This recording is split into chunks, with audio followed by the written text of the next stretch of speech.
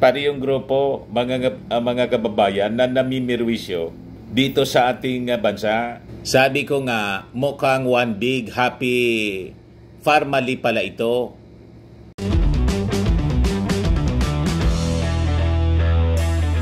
Ito naman po yung bago naming product na binibenta online. iGlow Serum, whitening po siya. Tingnan ninyo yung epekto sa aking anak na architect before and now. Yung mga inquiries po ninyo, dumiretso na lang kayo sa kanyang Facebook account, Riz Maravillas. Lalo mga kababayan na lumalalim yung issue sa Apogo kay Bamban Mayor Alice Goo. Sabi dito sa latest na balita po, malamang may link between Pogo at yung Pharmally. Yung company, mga kababayan, involved sa overpricing ng mga medical supplies noong panahon ng pandemonyo. Iisa niya talaga, Mr. Maravillas, na grupo ng sindikato. Ito yung balita ngayon, mga kababayan, sa Philippine Daily Inquirer. Yan sabi ni Senator Risa Ontiveros. Ontiveros shows alleged Pogo Pharmally link. Kasi yung involved, mga kababayan, yung kapatid ni Michael Yang, you see? Di kayaan niya, Mr. Maravillas. Ito rin yung rason kung bakit gustong-gusto nang tumikover nila. Nagsingawan po, mga kababayan. Kaya gustong-gusto nang i-take over yung Palasyo Malacanang. O, diba? Yung isa po, nag-appoint na ng kanyang sarili bilang designated survivor. O, diba? At sabi nga natin, last week, may sumingaw pong balita na yung nagpifinance po, yung pondo para dito po sa Distab Rally ng nausog, sabi, galing sa Pogo. You see?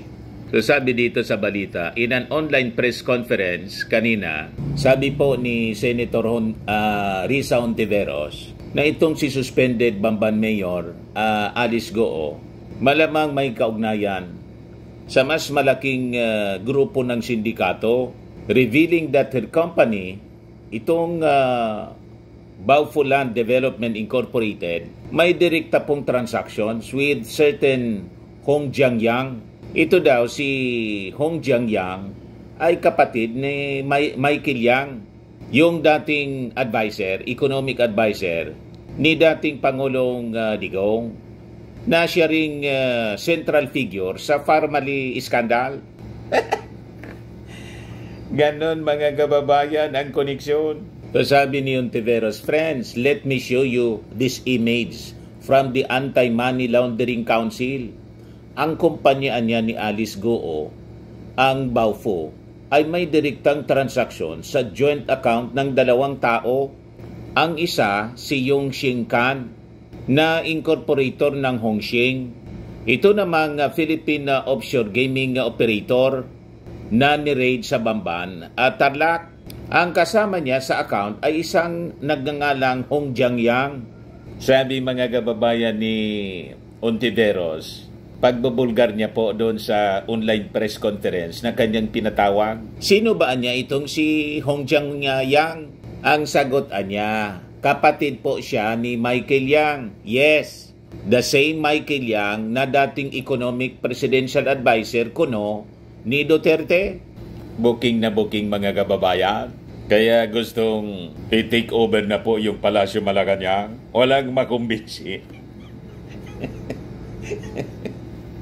Dinesignate na po yung kanyang sarili as inappoint na yung kanyang sarili as designated survivor. Ayun, kinuyog ng batikos ng mga congressmen at senador. Ang huli po na bumanat ng todo si Coco Pimentel. In short, anya, the money of Michael Yang's brother was used to fund Hongxing, the raided Bamban Pogo, sabi po ni Ontiveros. Pharmally Biological is connected. Dagdag pa niya, the same Gerald Cruz anya na incorporator din ng Pogo na Brick Hearts, na ang mga papeles ay natagpuan sa Bamban. Ganon mga kababayan katindi. Kaya sabi dito sa balita, for Hontiveros, her discoveries boost her suspicion that individuals involved in the Farmally scandal are possibly the same people who back pogos in the ills it cost to the country. Pari yung grupo, mga kababayan na namimirwisyo dito sa ating bansa. Sabi ko nga, mukhang one big happy Farmally pala ito. Itong mga pogo at Farmally members. Baka nga itong Farmally pala ang farm na kinalakihan ni Alice Goo. Sabi po ni Senator Hontiveros. Sini man talaga yung pagpapalaki ng baboy. Sa sinabi niyang farm na doon siya lumaki, kundi sa Farmally. Ito yung statement mga kababayan sa online press con ni Risa Hontiveros. Pakinggan po natin as published by Philippine Daily Inquirer. Hindi ka Pilipino. Ang titibay na ng ebidensya. Nakakainsulto sa mamamayan na ginamit mo ang nasyonalidad namin para magpayaman, manloko, at magpasok ng mga... Ulitin natin mga kababayan, may biglang lumabas. Yan siya. May biglang tumatakip. Advertisement ng Inquirer. Anyway, ipagpatuloy natin mga kababayan. I-play ko sa inyo po. Ayan, si Hontiveros po, mga kababayan. Sa mamamayan, na ginamit mo ang nasyonalidad namin para magpayaman, manloko, at magpasok ng mga pogo na puro krimen ang dala sa bansa. Ang nakakatakot, mukhang konektado talaga si Guo Huaping sa mga mas malalaking sindikato pa. Friends, let me show you this image from the Anti-Money Laundering Council. Ang kumpanya ni Alice Guo, ang Baofu, ay may direktang transaksyon sa joint account ng 2 tao. Ang isa si Yu Zhengkan, na incorporator ng Hongsheng, ang pogo na ni-raid sa Bamban, Tarlac. Ang kasama niya sa account ay isang nagngangalang Hong Jiangyang. Who is kapatid po siya ni Michael Yang. Yes, the same Michael Yang na dating economic presidential advisor kuno ni Duterte. In short, the money of Michael Yang's brother was used to fund Hong Sheng, the raided Bamban Pogo. Matindi. At ito pa, si Hong Jiangyang ay incorporator ng Full Wind Group of Companies, kung saan incorporator din si Gerald Cruz, na isa sa mga incorporator ng Farmally Biological. The same Gerald Cruz na incorporator din ng Pogo na Brick Hearts, na ang mga papeles ay natagpuan sa Yan Bamban. po si Digong. Sabi ko nga, mukhang one big happy Farmally pala itong mga Pogo at Farmally members. Baka nga itong Farmally pala ang farm na kinalakihan ni Alice Guo.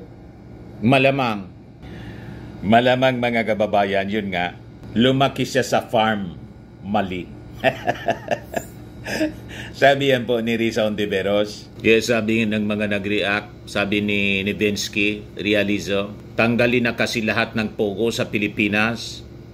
Tapasay lalo, nagiging Chinese territory na, pati sa PTEX. Dapat imbestigahan sa DFA mga yan. Sabi ni Romel Pena, unti-unti nang nakakalkal yung koneksyon.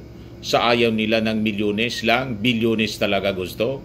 Sabi ni Esteban Felipe, tapos si Piuna gusto pang gawing presidente. Sabi ni Bon Odalaguer, Duterte legacy. Sabi ni Edgar Bautista, pwede at mukhang papunta na sila doon sa farm ng mga Crocs. Sabi ni Lirogs, nagkabistuhan na ba? Sumingaw na ang mga atay. Sabi ni Anthony Borrella, timing na timing yung ibang mga senador about sa issue na yan kasi mga tuta. Nagkabistuhan na mga kababayan. Sabi ni Jimerjan Anyuber, ganon din kutob ko, kaya nag-tribe yung mga Chinese na yan kasi may mga sumusuportang malakas na tao from previous administration. Kaya puna nyo, tahimik sila sa mga issue about China, natumbok nyo. O ngayon, habang patuloy na ginaganap ng mga authorities, si Alice Goo kasi kinontempt ng Senado, naglabas ng arrest order, pinuntahan doon sa kanyang farm, walang natagpuan po. Pero sabi ni Risa Ontiveros, active naman niya active si Alice Goo sa Facebook. Active ka niya sa Facebook pero hindi ka maka-attend ng Senate hearing. Yan sabi ni Rizal. Sabi dyan, Opposition Senator Risa Ontiveros rebuked suspended Bamban Mayor Alice Goo on Monday for hiding behind Facebook instead of facing the Senate probe into her alleged ties to Pogos. Kung nakakapag-Facebook ka niya, siguro naman kaya mo nang humarap sa Senado. Ginagamit mo niya yung Facebook para sa pagpapakalat ng fake news na Pilipino kayo. Hindi ka Pilipino. Ang titibay ng ebidensya, nakakainsultoan niya sa mamamayan na ginamit mo ang nasyonalidad namin para magpayaman, manloko at magpasok ng mga pogo na puro krimen ang dala sa bansa. She does not rule out the possibility that someone may be helping or hiding Goo. Parang si Pacquiao lang po. Mga kababayan, sabi ni Maudix, alam niya daw kung nasaan si Pastor, pero secret. Pagkatapos ng sabi ng PNP na pwedeng makaso si Maudix, dumipinsa yung mga supporters na senador, si Robin pagkatapos si Bato. Sabi ni Robin, baka joke man lang niya yan. Sabi naman ni Bato, na-pressure lang niya. Ganon. Sabi ni Risa Ontiveros, siyempre posible na kapag ang isang public figure na ito nga hanggang nito nga lamang ay napaka-active naman sa Facebook, ay hindi pa rin maserban ng warrant of arrest dahil hindi mahanap. Then posible na may nagtatago sa kanya.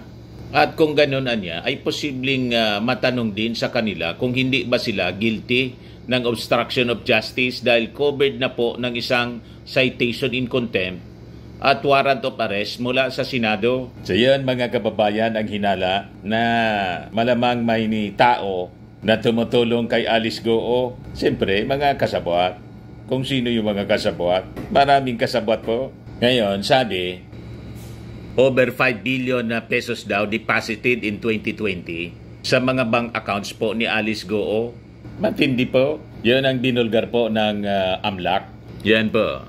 There was remarkable surge in her cash flow at the height of the COVID-19 pandemic in 2020. So, nadiscover po ng AMLAC na si Goo, mga kababayan, made a total of 2,107 financial transactions amounting to 4.6 billion pesos from September 19, 2006 to April 11, 2024. Coincidentally the Baufo building was being constructed in 2020. The checks issued during that year could have been used to purchase an additional 7 parcels of land and defray the construction expenses, sabi po ng AMLAC. AMLAC investigators also noted that Goo's total deposits skyrocketed to 572.8 million pesos in 2020, which they said could be the funds infused by her co-incorporators in Baufo. Ganon katindi, mga kababayan. Kaya sabi po ni Senator Sherwin Gatchalian, ginawaan niya ng POGO operations yung ating bansa bilang isang money laundering hub. Ayan po. Adi, anya Mr. Maravillas, ano yung sinabi mo kanina tungkol kay Inday na ang latest na bumanat si Coco Pimentel? Yan po sabi ni Coco Pimentel, walang taste anya. Coco Pimentel hit Sara Duterte over designated survivor remark. Walang taste anya. So sabi po ni Coco Pimentel, her reference anya to a violent show is not a good joke to make in the context of escaping the upcoming SONA. Inaluan niya ng showbiz kasi mayroong sikat na palabas o TV series na designated survivor. Siguro niya masyadong mapagbiro ang ating Vice President pero hindi sana ginawa sa context ng SONA, sabi po ni Pimentel. Hindi maganda kung joke yon. Pero ang realidad, designated successor ang ating Vice President. Pimentel said he has filed a bill seeking to define the presidential line of succession in the worst case scenario that the country's highest officials get wiped out in a terrorist attack anya. Pag may na-wipe out anya yung 4, President, Vice President, Senate President at Speaker of the House, walang pwedeng mag-act as President. Kailangan ng batas diyan. Kaya may panukalang batas ako para tugunan ang rare scenario na yan. Of course, anya, dinadasal natin na hindi mangyari. Pero since pinaplano natin yung bansa natin, dapat na i-anticipate natin ang lahat. Dapat mayroong batas na mag-govern kung sakaling mangyari yon. Sabi po ni Coco Pimentel. So anyway, mga kababayan, yun po yung mga latest na balita ngayon. Ako po si Dante Maravillas. Bye-bye. God bless.